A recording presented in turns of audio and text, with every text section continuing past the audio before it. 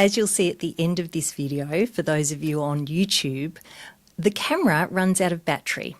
Ultimate professional. I was remote, as I mentioned, and I didn't realise that the camera wouldn't cope with 4 or 5 hours of interview, and I should have had it plugged in. Don't tell Andy, I think he did tell me to plug it in. But, overall, I think I did very well for someone who's not very techie. So if you're on YouTube, you will see much video followed by a lovely green screen for the last 3 or 4 minutes. Please forgive me, and it is worth watching the video if you do like watching the video, because you'll see some very dynamic women talking about some fabulous concepts with a bonus Snowy the dog, who is just a delight, but he has fish breath, so that was a bit hard. If you have not seen part 1 with Helen Callanan, please have a look at that. It's so interesting. And we're talking about actually a very positive topic, even though it is called being an end-of-life doula. Helen, you'll see in that part, does a wonderful introduction to her work, and we talk about what does that role mean, what does her training include, and how much can we all learn about this difficult part of life, as she would say, to make the end of life more gentle. In part 2, Betty's going to join us, and you're about to see my friend who I've mentioned on Friday 50/50 and Danielle and I have spoken about for a long time with great joy. Betty was the manager at my silent retreat at the end of 2024 with Open Ground, and when she's not running MBSR courses, mindfulness-based stress reduction, or talking about meditation or mindfulness, she's a physio who supports particularly older people in staying well, staying strong. There's many strings to her bow, and I'm delighted to have her join us under the capacity of her training to be an end-of-life doula and being a very experienced end-of-life doula even prior to that qualification. So, welcome to Helen and Betty, part 2. Welcome back to part 2 of 50/50, the sisterhood of the travelling pants. I'm still in orange. I've changed my glasses because I find these more comfy, and I'm delighted to be back with Helen in her hometown of 1 year. And look who I've got. I'm not making a fuss, except to say this is my Betty that I talk about all the time on Friday 50/50. We met at my silent retreat. If you listen to one of my podcasts, listen to that one. And we have had a wonderful time since, had a lovely friendship. Betty was who introduced me to Helen. I'm so grateful. And she's joining us today because she's going to talk about her journey towards becoming an end-of-life doula, like part 1 we discussed. And Tam, I hate to interrupt you, but I just want to say how thrilled I am to be here with you. This is amazing for me to have listened to you all year, and I never thought that I would be on 50/50. Oh, yeah, what a delight. I got invited. How kind is this? Thank you, Carla. I got invited to Betty and Carla's 30th anniversary. I had never met Carla, and I thought, right, I'm there.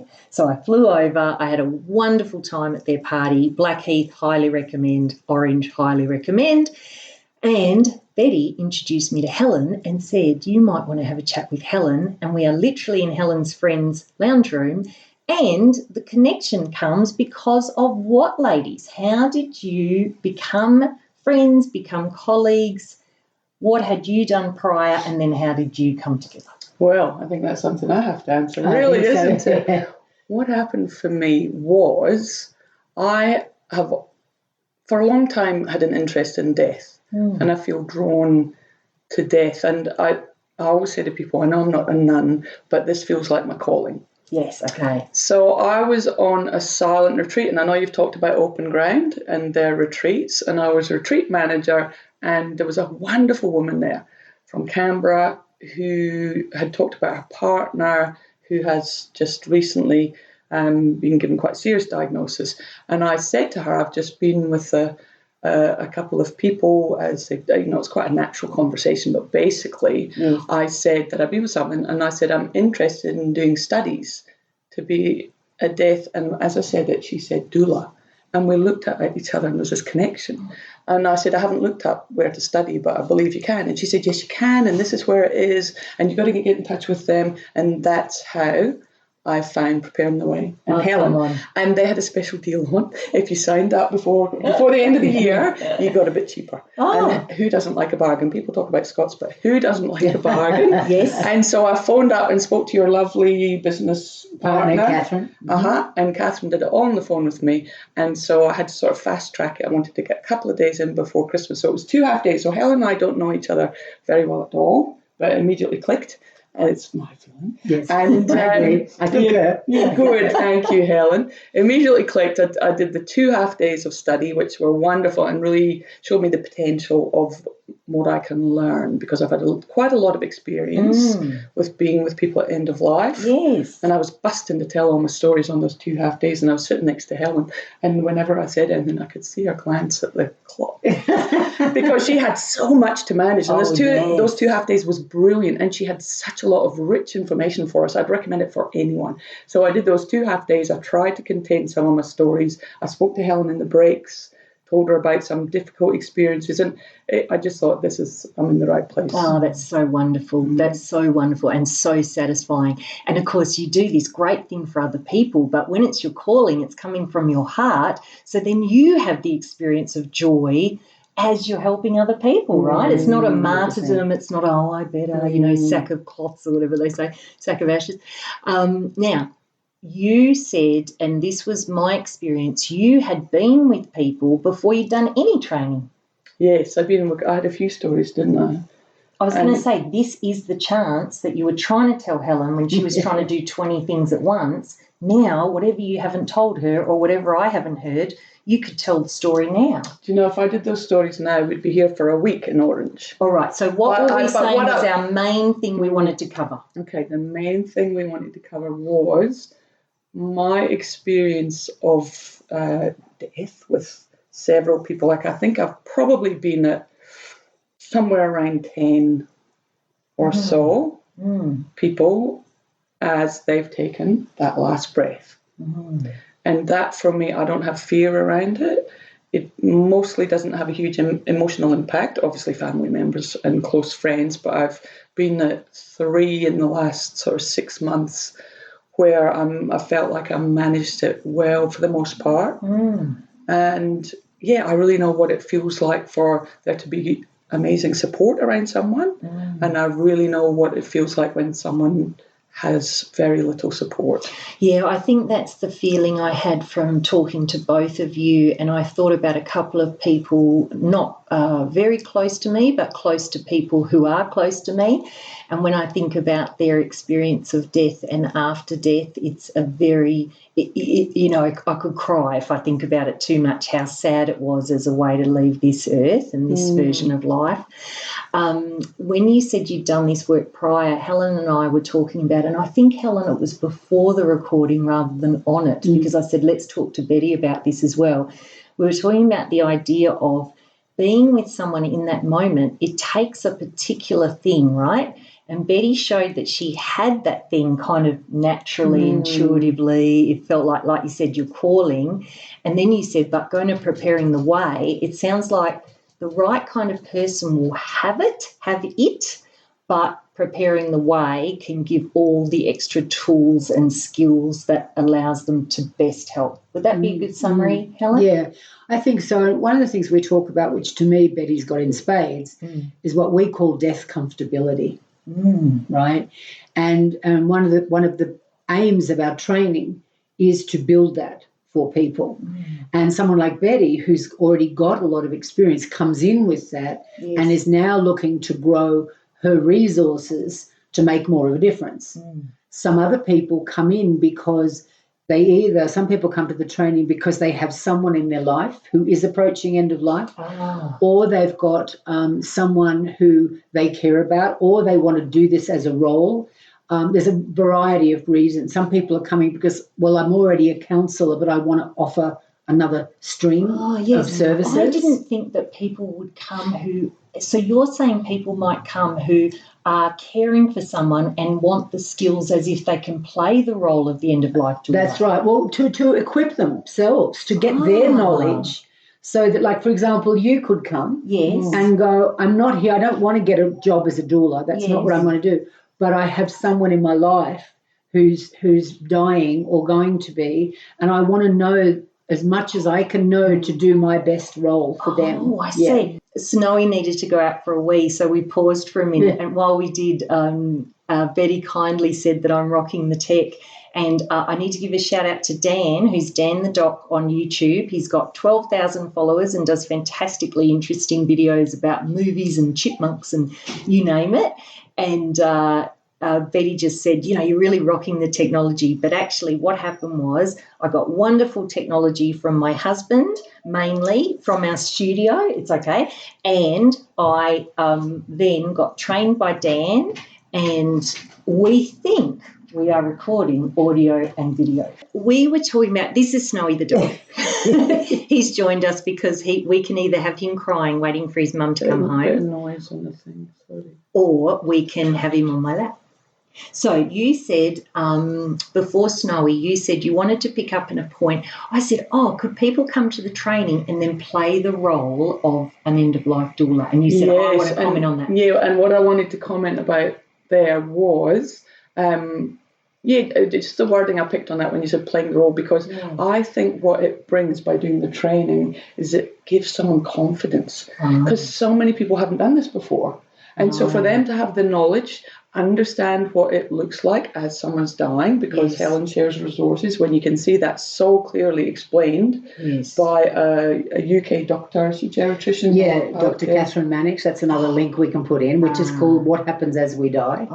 And it's a 15-minute TED Talk. It's brilliant. Yeah. And if someone watches that, learns from preparing the way, they can come in that situation of being with the beloved person at the end of life with some confidence that they know what's happening.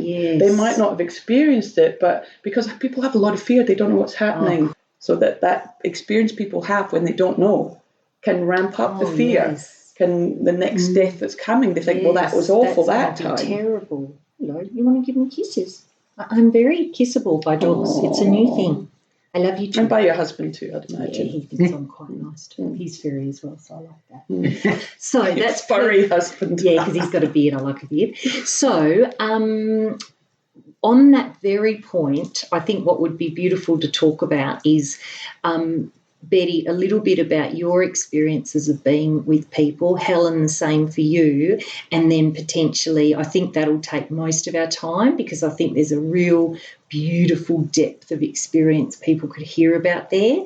And then we might just round it out with a little bit if people want to get in touch with you, and what kind of people get in touch. And is there anyone that perhaps you wouldn't recommend to do the training for whatever reason? And you can just give me kisses while these guys are talking. Perfect. Right, who wants to start? I want to hear about what has been the experience for the family and the person who's died by having an end-of-life doula that is you or you with them. Well, I think where I'd like to start is the point we made before about, and I mentioned this in the first podcast, about how we work inside this circle of life and a model of 10 stages of end-of-life care. And of end of life. And this was a model created by Natural Grace, who I mentioned in the last one as well. And it's talking about that as an end-of-life doula, we provide authentic continuity of care. So what does that mean? So I work as a doula, we work with people through all of these 10 stages, maybe while they're living well and just doing some planning.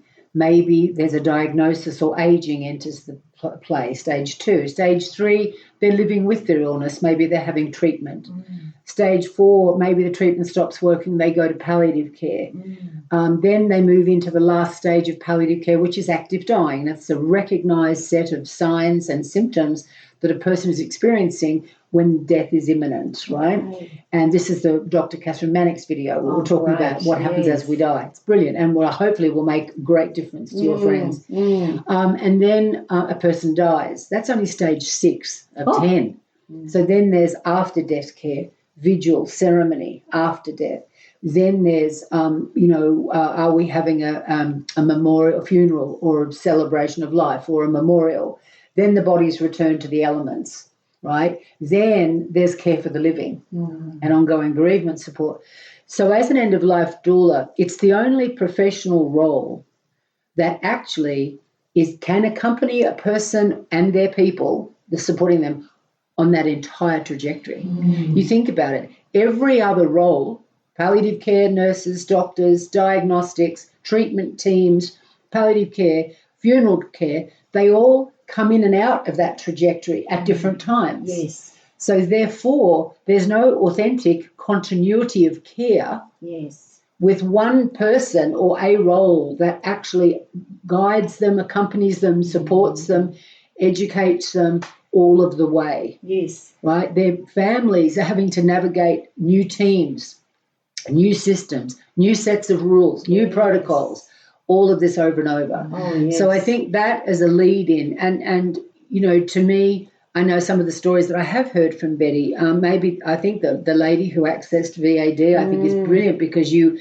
came into that early on, but then you accompanied her through various stages. And that voluntary assisted dying is such a wonderful option that's there now, isn't it? It is, It's one of the palliative care options. Is that Australia-wide now? I think the only state still but it's in process, I believe, is Northern Territory. Okay. Yeah. Okay, good. What were you and we say, can put Betty? a website in, a link to your listeners, they can go to their state and go, what's the law here? Yeah. What were you saying before I interrupted? I was going to say, in the training with Helen, when you talked about that, I was so struck by the truth of that, because I'm a physiotherapist. I've worked in major hospitals. I came to Sydney in 96, worked at St. Vincent's. Then I worked at the Sacred Heart Hospice in Darlinghurst, which I loved. That was really where I realised this was part of what I was, death comfortability. Yes. Comfortability, we say in Scotland.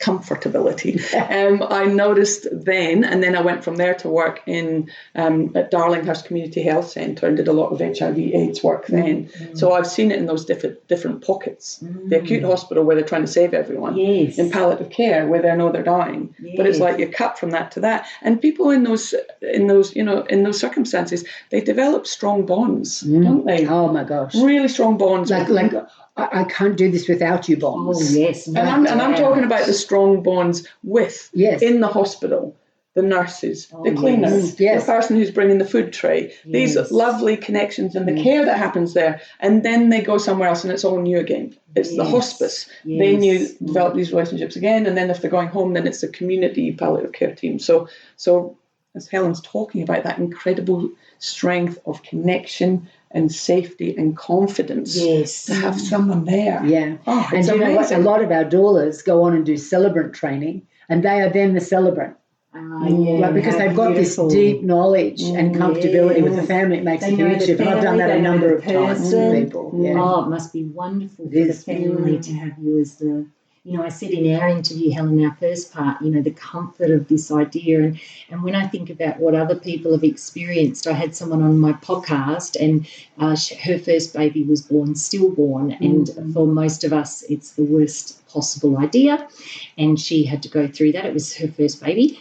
And she shared about the fact that after the baby was stillborn, they needed to take the baby to the morgue, and she wasn't allowed to go with it. And she said, I couldn't not look after my baby, but they wouldn't let me go. And that alone, of course, so heartbreaking. Then she went to, she had the baby cremated and went to collect the ashes and walked in, and the lady at the front desk said, "Can I have your name, please?" And she said her name, and she said, "Oh, damn it, I was hoping I wouldn't be here when you came in to collect these, because I don't know what to say to you. It's such a sad story." So we're doing great guns, right, in amongst the worst possible tragedy, or competitive for the worst. And then she went back to work, and she said that people avoided her largely like the plague. She was a teacher at the time, and she said the best response she got was from a teenage boy. She worked in a lower socioeconomic area that had a lot of problems, and a boy said to her, "Where's your baby, miss?" And she said, "I lost him." And he said, "Oh, miss, that fucking sucks. That's the worst thing I've ever heard. I'm so sorry." And she said it was by far the best response she got. And he was a 16-year-old with home problems and all the rest, but he responded, humanly. So when I think, whilst that wouldn't have been an expected thing, I think of this idea of an end-of-life doula being around, being in hospitals, being available, coordinating with it. If you can hear licking and you're on audio, it's because Snowy's loving me up on my face. It's not me, is it? No. I hope you smell better than Snowy does. I hope so too. But I think, when we were talking in our first episode, Helen, about, having these people available in all these different elements, that alone, to have someone, if I imagine either of you with me in this devastating moment and having coordinated with the hospital, figured out how I can be involved, if I can be involved, helping me if I can't, know why I can't, nothing's going to make it a better loss, but that trauma of the 100%. Right? Yeah, we work a lot with people, and again, this is another area of expertise that Natural Grace do with their baby team. And these days, thankfully, things have changed. That there are now some really extraordinary resources, and people can take their baby home and care for their baby at home and parent. And again, still takes the need to keep that baby safe and the body safe, but they can bathe their baby and walk their baby and carry their baby and take photos with their baby and get little handprints and little footprints and spend their grief, rather than whisked away, which we talked about in that first session. Yes. Grief deserves to be honoured and given room. It's an organic healing process, actually. So you both have extraordinary examples of when you've been able to provide this. Let's start with one each, where what the experience was for you, but of course, importantly, for the family or the person who died, from being present for that process. Can I go first? So the one incredible experience I had was in the middle of last year, and our beautiful neighbours, Phyllis and Paul, who live across the road from us up in the mountains. And you have permission, don't you? Thank you for saying so. I have permission. Yes. Indeed I do. Thank you. That's Phil. Important, isn't it? It's very important for people to know. Thank you, Phil. That's very generous. Yeah, it really is. So Paul had multiple sclerosis.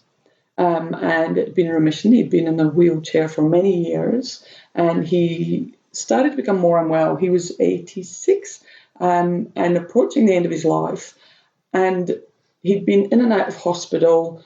He nearly died when Carl and I were overseas, and we thought we weren't going to see him again, but he rallied. He was an amazing man, so funny, kind, filled with strength. I couldn't believe it. He was amazing. And Phyllis was incredible. She was the strongest, most incredible advocate for him in hospital. And they don't have kids, and I'd gone to support them at times and gone to family case conference in hospital. I remember the social worker, doctor, nursing staff, and they kind of saying, well, it's time. Paul needs to go to a nursing home. And Phyllis just said, no, that's not what we want. And they couldn't believe that she was able to do it. So for months, she looked after him at home. She got some care in at home. I had gone over just to drop something off, and she said, Paul's really looking unwell. He'd had a stroke, a couple of strokes, and she said, really is looking unwell. I'm wondering if I should call the ambulance. And I said, Phil, if you call the ambulance, I don't think he'll come home again. What do you want to do? Yes. And she said, I want him to stay at home. I said, well, we can do this. Why don't we do that? And so basically I ended up moving in for the last 5 nights. And Phil has got wonderful friends. Her friends Bev and Marg and Phil and I sat with Paul for the last 3 days. It was very peaceful. He slept for 3 days. He didn't really respond, but I really think he was listening. And we sat with him. You talk about holding vigil. Yes. We sat with him. We had cups of tea. The ladies brought cakes, made cakes. Carla, my partner, would come over. And we just had this wonderful sense of love and support for Phil, for Paul, talking to him, telling him stories.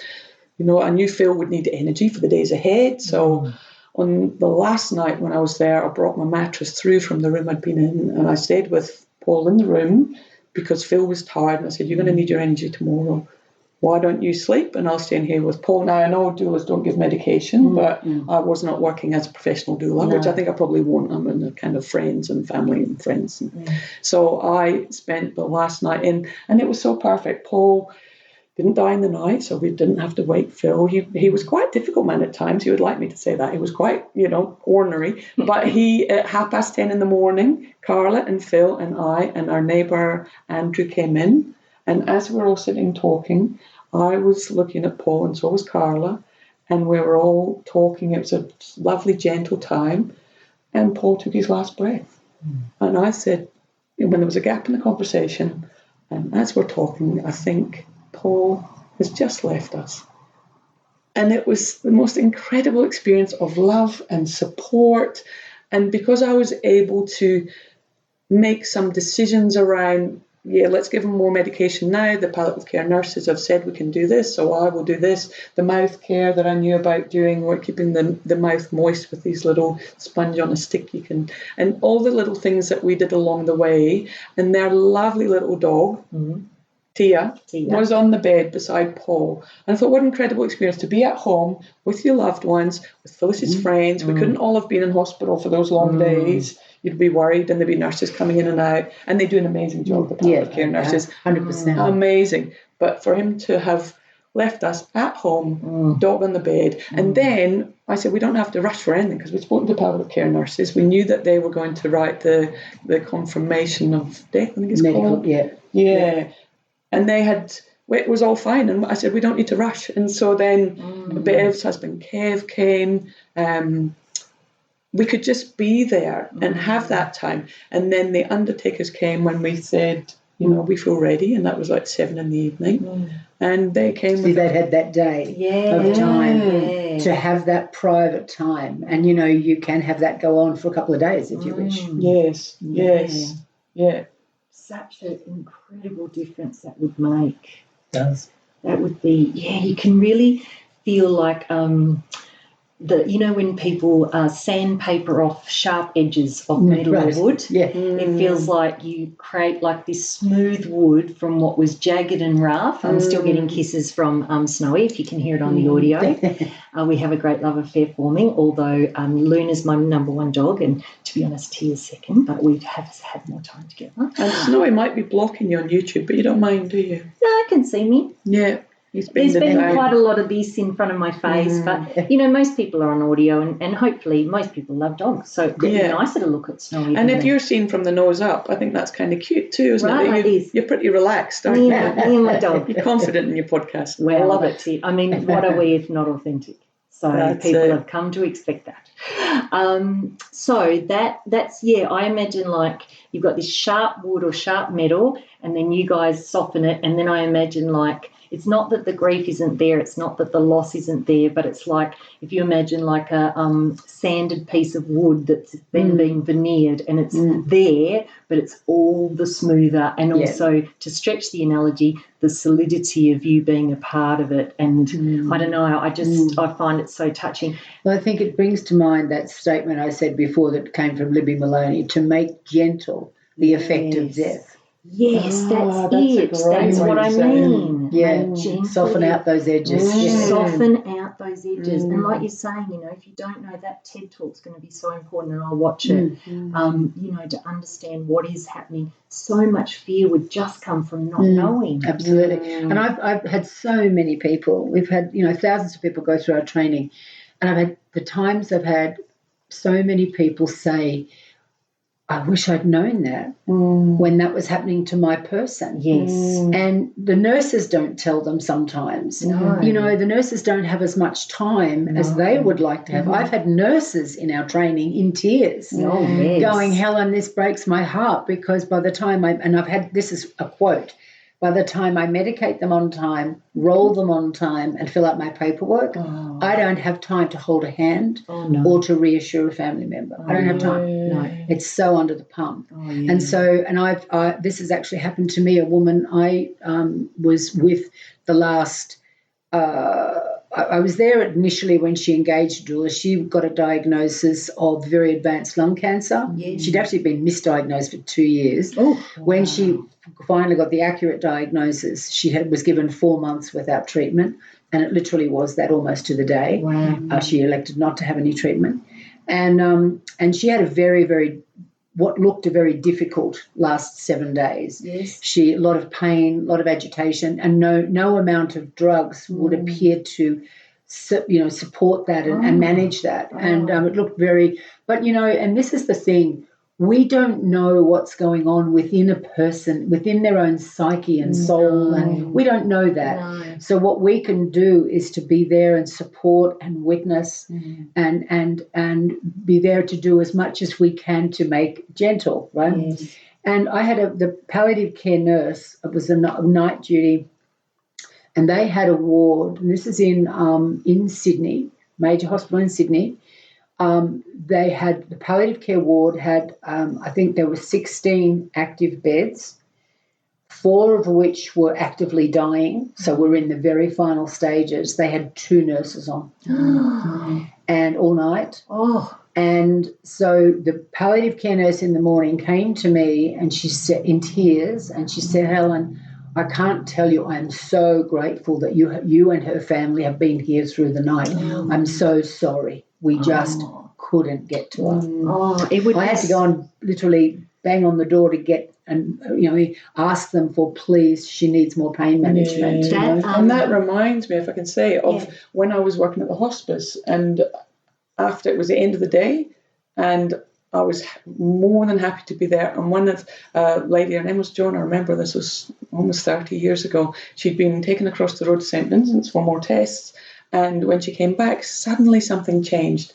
And she was clearly dying very quickly. And the nurses were really busy. And I said, I can stay with her. And that was one of the very early ones where I stayed with her. And she died within, I'd say it was an hour and a half. And they got her granddaughter on the phone. And I held the phone and she spoke to her granny. Yeah. And it was just as you described. Right. Amazing, caring staff. Right. And not enough time. Right, no. And that reminds me as well, my father was a GP in a small town in Scotland. And he, when I was working at the hospice, he said to me, what's the most important thing you can give to someone when they're dying? And I was saying pain relief and comfort. And he looked at me and said, no, it's time. Right. And presence. Yeah. Yes. Time and presence. Yeah. And you know what? You're both making me think. You both started in the hospital system in different ways. You both had a lot of experience in the hospital system. And do you think that there is as this movement grows and becomes more familiar and more comfortable for people, it sounds like there could be numerous nurses who would actually, most nurses, I understand, become a nurse because they're a caring person, right? You don't do it for the big money, for sure. No, you don't. And you don't do it for the shifts and all, So I think, hang on, if they are grieving when they learn what you're able to do, I wonder if there is an opportunity for transition for people from being, I know you're not actively recruiting for medical staff. This is just my idea. But potentially that grief they felt, they may be able to grieve less in being able to play that role. Absolutely. And that, you call it about that death comfortability. I don't think it's a coincidence that both of you have a medical background because I think the calling is a separate thing, but I think the comfort is partly from I've been there, I've done that, I've seen that either personally or professionally. If I think of me and think about the role that you do, my first thought is, and you may be able to comment on this, Helen, my first thought is, but I don't have any experience of death. I don't have any experience of grief. And that lack of knowledge makes me feel like the solidity that you are for a family or a dying person. My instinct is I couldn't offer that. Yeah. I don't know enough. I'm not grounded enough. I'd be like, what's happening now? Yeah. And that's okay to admit what you don't know, but I'd really be like, whoa, we're really going through this all together. And that doesn't feel quite right to me. Yeah. But I think, look, I hear what you're saying, and I think it's a fair comment. Admittedly, my training was in those venues, but it wasn't in an administration capacity. Yes. And so I think that makes a difference. The other thing is, I would say that life is full of things we've never done before. And as I say, this role isn't rocket science, but it's about giving a damn. It's being willing to sit in discomfort sometimes and go, I don't know what's happening here, but I'm here. And I'm willing to be here, and I'm willing to hold a hand, and I'm willing to reassure, and I'm willing to ask a question, and I'm willing to say I don't know. Yes. I don't have to know. Yes. And it's like, you know, I remember when I lived with my mum for 7 years as she journeyed with dementia, and I was her full-time carer. Wow. And then she went into aged care for the last 11 months. And it was a really, like, honestly, it's the hardest thing I've ever done in my whole life is that journey. And I think unless people have been a full-time live-in caregiver, you don't appreciate the amount of loss and what it takes. And I'm so grateful I do get it, because I can really champion carers and families now, right, about taking care of their well-being. Yes. But getting back to Mum, you know, when Mum went into the care situation, I just got a bit snowy off the mic. Oh, sorry. It's all right. That's the only thing. I think it'll be a bit noisy. There we go. It's anyone scratchy noises. It's just snowy on the mic. We blame Snowy for everything. Actually, if anything goes wrong, it was Snowy. Yeah. I have actually had a caregiving role in aged care. I used to do, this is gazillion years ago on the Gold Coast. Yes. And I used to go from 6 a.m. till 10 a.m. and my role was to, it was a casual job, and my role was to get 5 people out of bed, get them dressed and showered and breakfasted into the breakfast room. Okay. Right?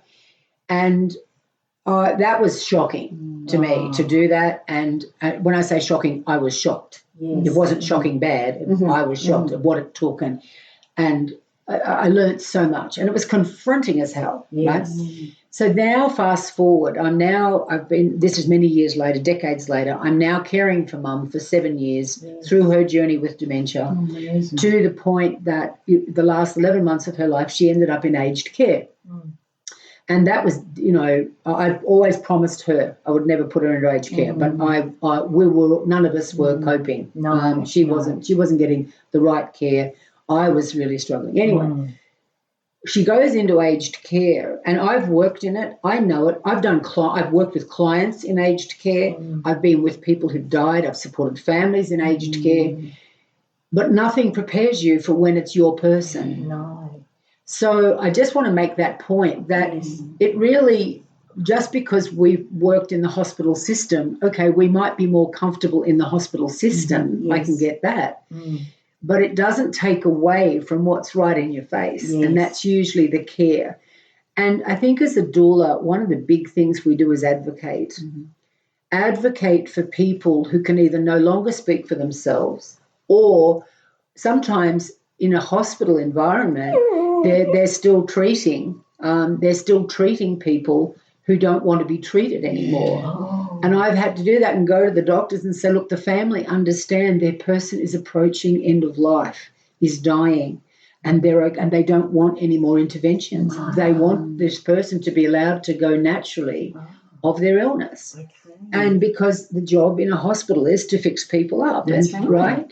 And so, and it's not that they were doing anything wrong. They were doing their job. Of course. But the family were going, we don't want Mum to go on. We don't want this to be. And so it was like, but it took someone to go and say, excuse me, hello, can we stop this, please? Because the family. Because in the medical model is like a juggernaut. So that's how it is, isn't it? There's not, or this might happen, or are you ready to, does this feel like enough? Yes, I had a very recent example with a very close person in my life, and they had a breast cancer removed, and they were told that everything was clear, but they needed to have follow-up treatment to be sure. And they said when they said no to that, they actually got a lot of pushback. And actually they felt, and I don't know, I wasn't there, but they felt that the person was quite angry with them and frustrated with them. And they were saying, look, I just don't want it. I feel like it's my choice. I feel like I will be okay and my margins are clear. And I, you know, quite an elderly person. And they said, I don't want to have these other treatments. You know, it could be that I got it wrong. I don't think I have, and this is my choice. And yeah, they felt they weren't treated very well in that choice, because a bit like we were saying in our first episode, Helen, human beings have opinions And, of course, we've all got opinions, and obviously that person thought, I'm going to give you my opinion. And I'm right. And I'm right. Yeah. And I'm right. I know Yeah. the data. I know that. But the beauty of what we shared about in the first episode is the doula doesn't get in the way of that at all. They just say this would be an option or this would be an option. Helen, I'm going to share it in the show notes. It's your blog about supporting your beloved through their death. I will put it in the show notes, but I found it so touching. Would you say a little bit about that experience for you, her and the family? So this is the story about a previous partner of mine, actually, and who back in early 2018 was diagnosed with frontotemporal dementia and lived at home for a while. We got doulas in, we got care because this was happening in Tasmania. Yes. I'm living in Victoria at the time. Yes. And so I would go down, and I was her person still. You know, we were no longer in a relationship. There'd been other partners in between, but I was her power of attorney. I was her guardian, and, you know, her doula, effectively, and friend and sister. Yes. And we eventually it got to the point where it wasn't no longer safe for her to be at home. Okay. And so she went into aged care, and very, very challenging. Frontotemporal dementia is very challenging diagnosis and manifestation, how it manifests for some people.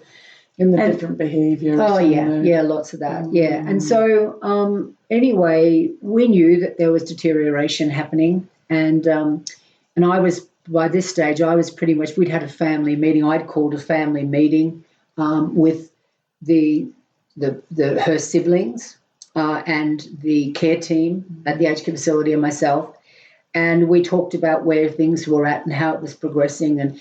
But, you know, this person was quite robust in her health, like it actually was strong, Her you know. physical health. Yeah, right. But it turns out that one night she went to sleep and didn't wake up. And so she's found the next morning, and of course I'm up here in Orange.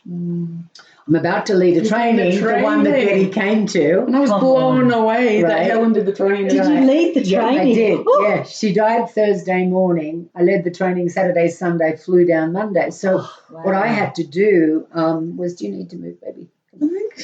Yeah, you're right. I had to do was then arrange for two of our doulas in Tassie, one of whom also, or both whom actually work for a funeral director down there. I arranged for them to go and collect her, take her into their care. I said, please don't do anything. I will do her after death care. I will dress her, bathe her, do the ceremony, all of that. So I flew down on the Monday, finished the training Sunday, across to Sydney, flew down early Monday. Monday got everything ready and sorted out. And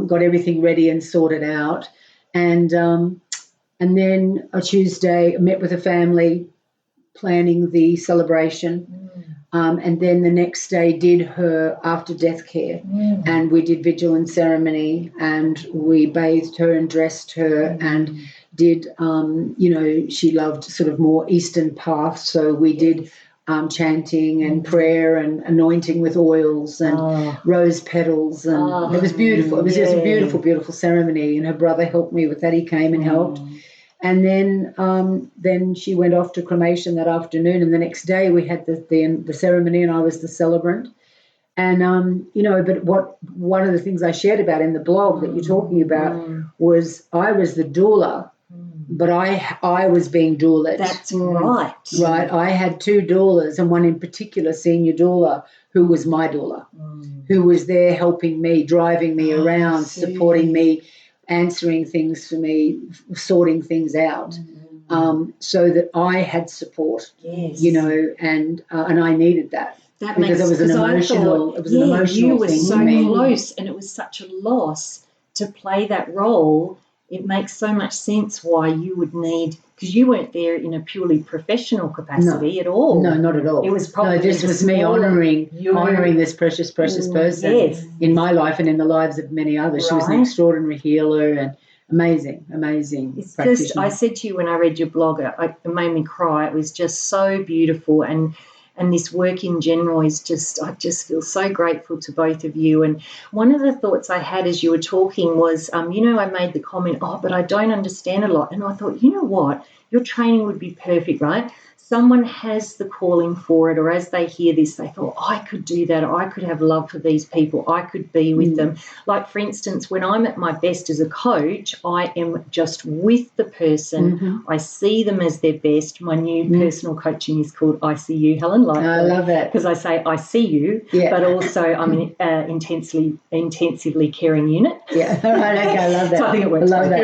It's wonderful. Anyway, but then, of course, I go, but I don't understand death. I'm not experienced with it. And then I think, okay, imagine that I did have the calling for this work. Your training would allow a big bridge between feeling like the right kind of person, but going, I don't understand the medical system. I don't understand people's grief. I don't understand the different ways people can die. Your work, and then also extra research, extra training, extra mentorship, you could learn the bits that you need to learn. Absolutely right. And look, and the other thing too is that there are many times that I have not met the person who lives with the diagnosis. Let's say you had someone in your family, and not that I wish that upon you. Yes. But let's say you had someone close to you who got a diagnosis, and you were like, oh my God, I need support. Because sometimes the person will go, I don't want someone in here that I don't know. That is so good to know. Right? I'm so glad you said that, because I can think of so many times, we were talking about baby boomers before, and we've got all these different cultural agreements as to what's cool, what's not, how much fuss we can make, how much not. And we were talking about before, there will be people who say, I do not want to fuss. Yeah. And, of course, if I can imagine people in my life who I won't name, but if I said, look, I have found out about end-of-life doulas, this is so fabulous. If we know you're going to die, I'm going to bring one in. Honestly, but that's such an important piece of the puzzle to go, I could get that support, or my siblings could, or someone else close to me, if they've heard this, they can go, I can get that support, and mum or dad or uncle or whatever doesn't need to be offended or upset because they're not even, that's so useful, Helen. It never occurred to me that the person who was going to die wouldn't have to be involved. No, don't have to be involved. And I mean, I've done that a number of times. Sometimes I had a group of friends get together who had a couple where one of them had a diagnosis, and the group of friends were all like, we don't know what to do, but we want to help them. So they pulled money together, and then they contacted me and said, can you help us help them? As it was, I ended up working with the couple. But the money they'd raised paid for the funeral, paid for me, paid for everything. Oh, how beautiful. Right? There's other times when I was working with one daughter, a Lebanese family, and her father was in aged care. She was the youngest of adult children. She said, look, by the time it gets to death, the senior family members will take over. She said, I won't get a word in. Yes. That's okay. Yeah. She said, but right now, I'm the one on the ground looking after Dad, and I want to know that I'm doing everything I can. She ended up being a doula for so many other people in the aged care facility. She told me, well, what would I do about this situation? That's what happened to their person. What would you say, suggest there? So it was amazing. And here's one of the lovely stories. It's very brief, and I share this in the training. And it's about knowledge equals power. And there were two adult daughters of a woman, and I met this woman and I became the doula for the three of them, really. She was in hospital. We knew that she wouldn't be coming out. She would die there, but it was a bit, how long is that piece of string?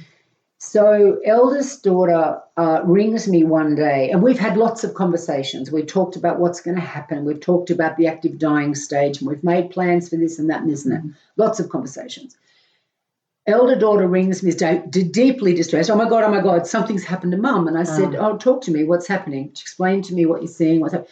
Well, she's not eating and drinking and she's not responding to me. Mum always would respond when I came into the room and all of this. Yes. And all I'm hearing is, it sounds like she's moved into the active dying stage, taken that next step in the trajectory she's on. Yes. So I said, look, I'm not far away from the hospital. This was when I was living in Melbourne. I said, I'll come now. So I went to the hospital And I get there, and sure enough, the minute I walk in, everything I'm seeing, I'm going, okay, active dying. That's what's going on here. So, but she was deeply distressed. And so a nurse came in to do something. I said, look, let's go outside. Let's go and sit and let's talk through what's happening, and we'll work out a plan going forward. So we go out, and I always got some documents with me that I take in my doula kit. And she'd already seen these documents and had these documents, right? But in the moment, everything out the window, of course, right? So I said, now, do you remember this we talked about? I said, now I want you to go through these 10 signs and symptoms of active and tell me, are you seeing any of these? Not telling her what's happening. Yes. I'm asking her to discover it for herself. Yes. Right? So she goes, oh, yeah, Mum's, yes. So she is not responding. And, oh, yes, her breathing has changed. And, yes, that is happening. And, oh, yeah. And, oh, yeah. Oh, so Mum's in the active. I said, exactly. That's what's going on right now. Oh, she said, now, it didn't change the grief. No. Because Mum was one step closer to not being here. That's right. However, it took all the fear and distress out. Yes. So wait a little bit more for the story. Yes. So I knew that one of the daughters was going to stay that night with Mum. I ring the next morning because I've been signed into the notes of the hospital that I'm allowed to make inquiries, right? And so I rang, and Mum's still alive. And so I thought, I'm just going to go in and see how the girls are doing. I knew someone was going to stay overnight. It was quite early.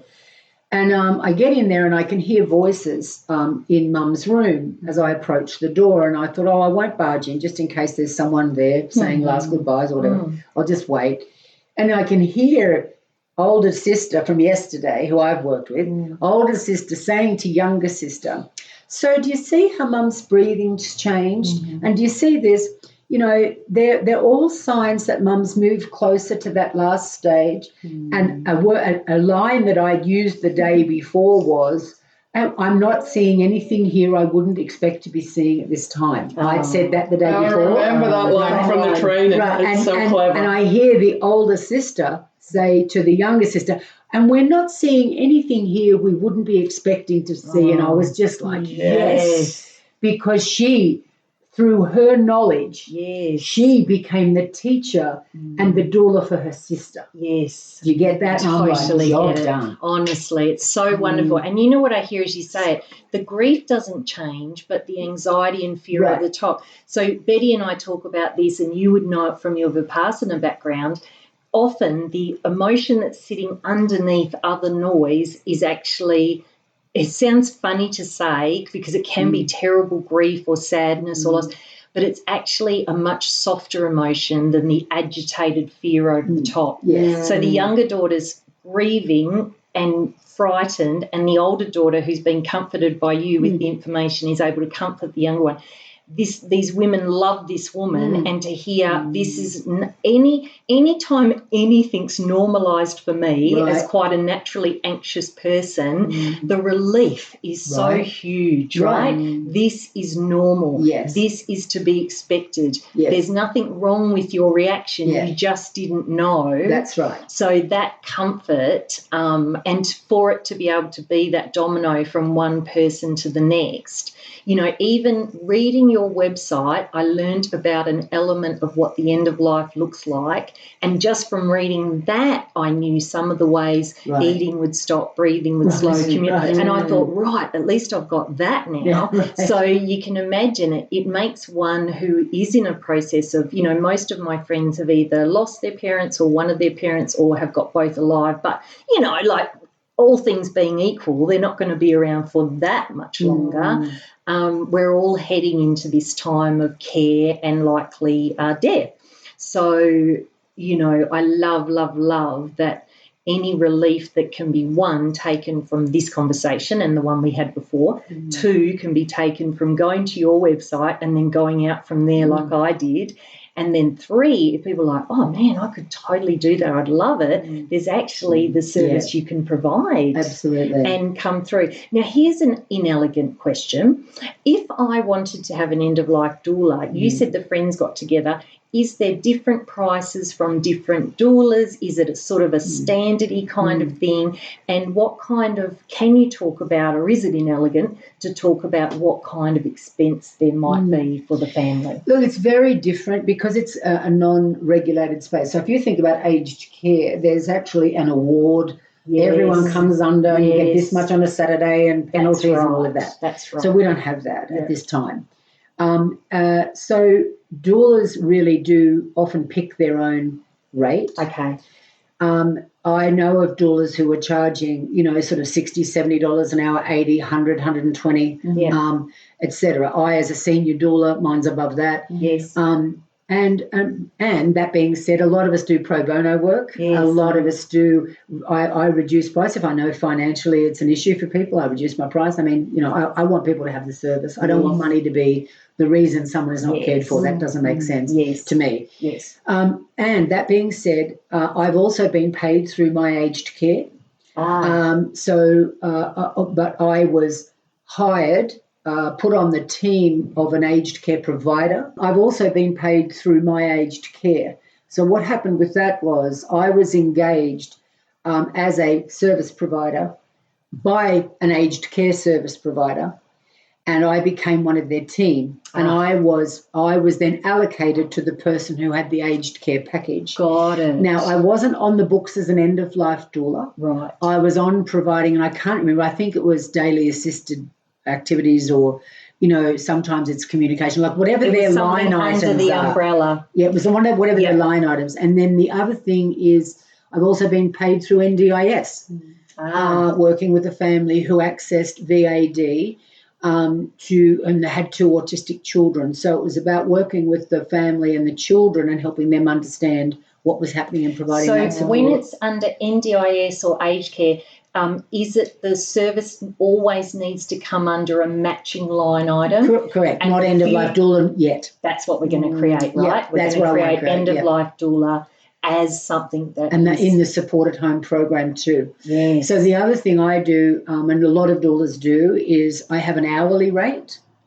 And then I have packages. So, at the beginning of someone's journey, when we're just finding out what's happening and we want to get everything set up and do all the planning, we might have a 30-hour package in place, lower hourly rate. Yes. But we get all that work done. And then we go, all right, where are we now? Okay, well, you're just going to go through your treatment. You're just tickering along. Why don't we just go back to hourly? And then, do you get what I'm saying? So it's really about being flexible with that. Yeah, absolutely. And and people volunteer this as well.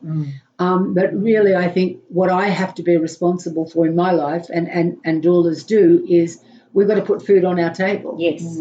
And we've got to pay our insurance, and we've got to pay our website. Yes. And it costs money to do this. And people go, well, if you're not sort of qualified and all of that, there can be a bit of pushback around that. But I go, you know what? This is emotional labor. This is spiritual labor. This is accompanying work that makes a huge difference. It's a support role. I think I do get why people that don't understand the work would think that there's somehow something, just sounds ridiculous to even say it, something easy about it or unqualified. But those of us that have either worked in this kind of space or experienced someone with this kind of ability, for me, it's one of the highest callings, one of the most complex callings, and one of the most purely loving callings, right? It's not purely academic. It's not purely anything else. It's not purely financial. It's really being all of one for another person, and most importantly, like you said, rising above the human opinion and the human ego and going, I am actually here for you and your family or whomever. And your family. And do you guys find this, I can't relate to the work you do, but when I'm doing the work as a coach, if I'm in the right space as I'm doing it and not either collapsed in with the person or trying to fix them or solve them or anything else, actually, it's one of my favourite things to do, and it's not particularly tiring. Right, exactly. It's not tiring. Only if you're attached to the outcome. Yes. When you're not attached and they're free and you're free, it's not tiring. No, it's not. Because it's so there's kind rewarding. of it's a channel coming through, right? That's it. Yeah. It's exactly It's a channel what coming You're in through. flow. Yeah, you're in flow. Yeah. Yeah, beautiful, beautiful. I felt like there was something fascinating I was going to say and I've forgotten it. Me too. But luckily we're going to have part 3. You have a saved one for part 3. I'm not letting you talk again because we have to go. Okay. Did that sound loving? No, not at all. But I can take it. No, because I know you love me. I do. I really do. The one thing that I wanted to say was around the fee. So as a physiotherapist, Yes. I am inside that model, the medical model. People trust physiotherapists. I've got a great physio I'll pay $140 for. He's a great physio. I know I can get cheaper, but that's fine. I think he's great and I'll go. But inside the medical model is this feeling of, well, they don't have a university degree in whatever it is. So psychologists, physios, OTs, nurses, we all know what they do. Yeah. And this is the start of training where people, as time goes on, will know that that person has thorough training. Their value is immense. Right. And therefore then it won't be like, oh, they should be volunteers. Or they don't really know what they're doing. I know. Yeah, I know. They don't understand it. And do you know what? And there's a lot of, I think, wariness around it. And the other thing to bear in mind is all of those roles you just quoted are funded by the government. Exactly. Right? So because I can't get funded by the government. No. So what, I don't deserve to get paid? That's right. No. That's right. And that's starting to change. Yes, Isn't it there is. a subsidy for the training? So the New South Wales government have put the Cert IV and End of Life Doula services on the smart and skilled list. So that is mostly subsidised. There is an administration fee, but that's only New South Wales government. Okay. And it's a big still, subsidy. It's thousands of dollars, isn't yes, it? it is. Yeah, it is thousands of dollars. Can you please repeat that, because I want to hear exactly what it is again, how it's subsidised? So the New South Wales government have put the Cert IV and End of Life Doula services on the smart and skilled list. In other words, that means that they're saying this is a needed role. So they are subsidising people who live or work in New South Wales can do the training. So that's wonderful. Wonderful. Right? And no one was more surprised than all of us. So, but here's the catch. Okay. The catch is that the government has changed a lot of its funding. Okay. So we have a limited amount of places. We have more people applying to do that training than we have places because of the cap on the funding the government's given. And does someone have to registered training organisations? If someone wants to do it, is there a process where there's a one person gets to do it and another doesn't, based on skill or experience or interview? Not so much skill or experience. We do recommend that people do our non-accredited training first, and we reflect that in the price. And the reason for that is that they know that this is actually, rather than commit to 18 months of study, and then, because the people who in the early days registered for it, who had not done our foundation workshop, which is the one you did, followed by our 4-day intensive. Yes. They were the people who withdrew. Yes. And when we interviewed them on why, it was like, it's not really what I thought. That's right. So we recommend people do the foundation and the 4-day intensive, and then, because number one, they're going to know for sure, this is where I belong, this is my team. They will have community behind them. We have a community. We have free peer support and mentoring for the people that have done the 4-day intensive. Yes. There's a lot of other, we give them a lot of masterclasses. Like there's a lot of other, our after training support is critical and it's very intense. Yes. And so that's important. But, we want to take it to other states. But again, the way the government gave an enormous amount of money, like millions and billions, to TAFE for fee-free training. Yes. And so our registered training organisation, which any accredited training has to be on the scope of programs of a registered training organisation. That's right. Our one's got a cap. So, in fact, they all do, private ones. Yes, They've all got a cap. Yes. And so, this year we're starting one in March. We've had a win. We got 22 places, right? We've got more people applying for it than that. Yes. We've got 22 places. So, but we really recommend, we have a very rigorous reflection program for people to do. Yes. Do you have this? Do you have that? Can you do that? Because a lot of role plays, there's a lot of assessments. There's a lot to consider in the doing of it. Emotionally, if you had a death in your life in the last 12 months, probably not a good idea yet. Like there's a lot of things to consider because it's an emotionally demanding program, let alone not academically as in brainiacs. I don't mean that. No. But in terms of volume and assessments and all of that. It's rigorous. It's very rigorous. So you can't, because this is the human me, not the heart me. It is coming from heart, but I can feel my opinion. Can you have people as a mandatory thing do the non-accredited to be able to sign up for the No, accredited? because it's not accredited. So they're not connected. So you can only say we highly suggest. Yeah, we highly recommend. Yeah.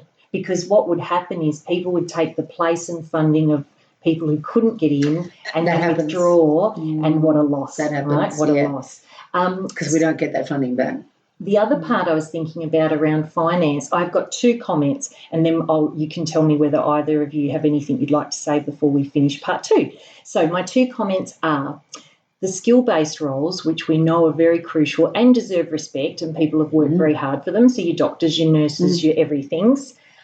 We are in a time of incredible AI transition, and I know people who know a lot about that subject, and this is not the topic of this podcast, but I would say that the human-based skills are going to become more and more and more crucial, because many of the academic skills, even Phil was telling me, who you were referring to before, who's kindly looking after me while I'm over here, she was saying that a robot did her knee operation, and the robot can stop the surgeon if it doesn't agree with where it's going to where the person's going to saw, right?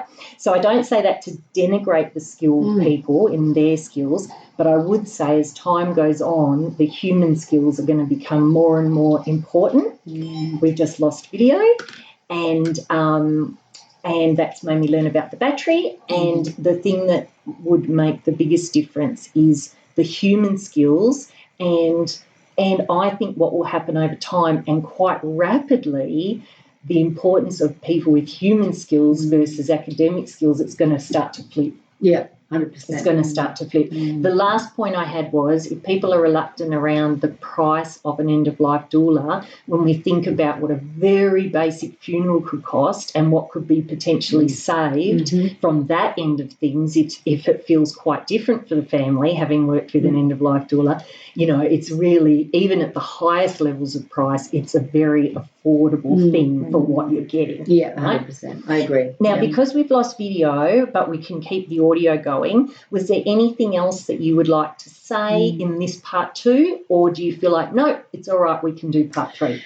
I think we've got still so many things to cover. Let's wait for part 3. Okay, cool. I would like to say one thing. Great. In this part or the next, I cannot recommend preparing the way highly enough for people to gain knowledge and confidence. I would recommend it to everyone. I really think... I'm not paying her to say that. She's not paying me. She's not paying me anything. It's all right, because you're so authentic, you can tell it's real. Yeah. Yeah, I was really blown away by your ability to your training, the content, the professionalism. It's like a university course in a very short amount of time.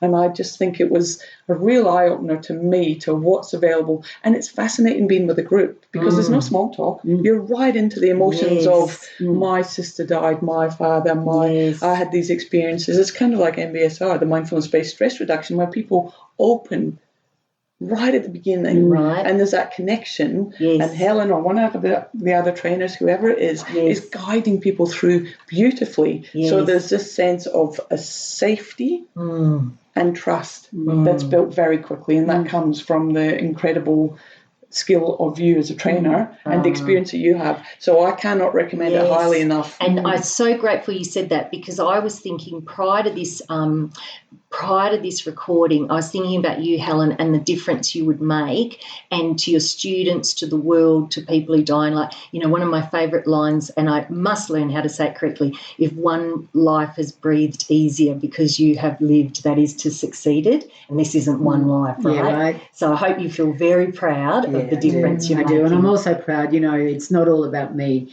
We've got amazing trainers, amazing doulas that really are. Our team is they're all trained, they're all doulas. And Serena, whose home we're in now, is one of our doulas as well, and a coach, and an amazing doula. So I think, and one thing I want to say is too, that it's not only about coming to learn to be a doula.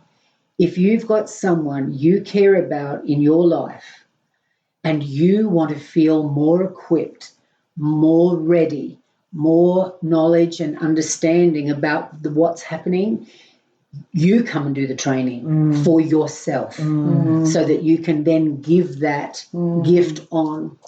Yeah, beautiful. It's life skills. Yeah, right? Should be in every school. Yeah. Well, Wouldn't that be great? Yeah, I mean, these communication, emotional intelligence, and like I was saying, as time goes on, I literally just emailed Sam's school. Now I owe him $5 because I'm not allowed to mention him on the podcast. Sam. I said it 4 times. Is that $20 for him? Everyone does this. Helen? Sam! Oh, I knew you were going to. Sam. Guys. Really? We love you, Sam. Oh, that was another $5. Oh, at his school, a child who would not be named, I sent them an email having read something around this idea of how exponentially quickly AI is growing. And I said, part of the reason he's at your school is because they focus on what the child needs, and they focus on communication, safety, psychological safety, emotional intelligence. And, of course, that is the thing we all need. Right. That is what this work is. And people will understand that more and more and more. Right, and legislation has now been passed about psychosocial risk being managed in workplaces. Right. Hence us wanting to do the corporate and workplace doulas. Honestly. So episode 5? Episode 5. No, 4. No, That's 4. We'll figure out 5. What I'm going to do, because we lost the video because I had no idea that it could not cope with how long we've been here, 16, 17 hours. Yeah. I want to take a photo with Serena, who's our gorgeous hostess. She'll be on the audio, but now I'm going to take a photo of the 3 of you, and then I'll be able to put that on the show notes, and then we can see the wonderful place that we've been in with Serena. Is that okay for you, Serena? That's fine. All right, lovely. And what a time we've had. And I know you always talk about wanting people to have an enjoyable experience. True. On 50/50, this has been a delight. Has I've been so enjoyed having you here, Tam. Thank you. I'm so glad. And I just want to really acknowledge you for just being willing to go the distance, because we've done so much today. Yeah. Normally people are like keeping it real tight and short and chopping things off, but you just being willing to really explore this is going to make this so valuable for your listeners. And I know I can't wait to share it to all of our people. Wonderful. Thank you. Yeah, I've got so much myself, and I promised in 2026 I'd be all around the listener, and I think they're going to get a huge amount from this. No matter what they do from this point, they will be better served than they were trying to listen. Yeah. Right? Yeah. Hooray! Yay, well done. Well